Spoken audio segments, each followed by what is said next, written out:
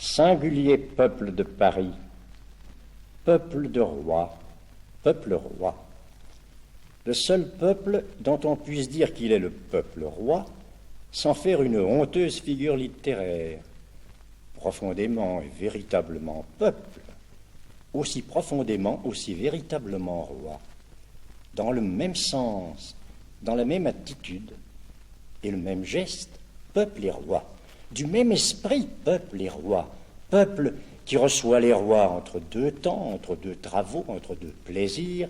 sans apprêt, sans gêne, sans inconvenance et sans aucune grossièreté. Peuple familier et ensemble respectueux, comme le sont les véritables familiers. Peuple vraiment le seul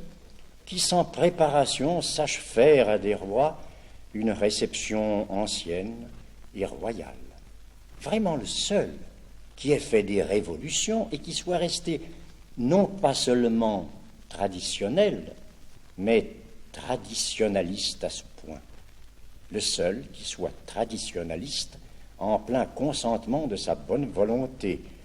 le seul qui soit à l'aise et qui sache se tenir et se présenter dans l'histoire,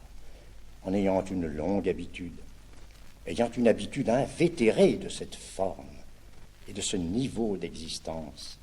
et qui n'y soit point insolent, inconvenant, grossier, parvenu, le seul peuple qui ne glisse point sur les parquets cirés de la gloire, le seul peuple qui soit révolutionnaire, et quand les événements se présentent qui lui introduisent des rois, non seulement il sait les recevoir, mais il se trouve avoir sous la main, pour les y recevoir, des monuments royaux comme aucun roi du monde, en aucun pays du monde, n'en pourrait sortir dans le même temps, n'en pourra jamais sortir dans aucun temps de son pays.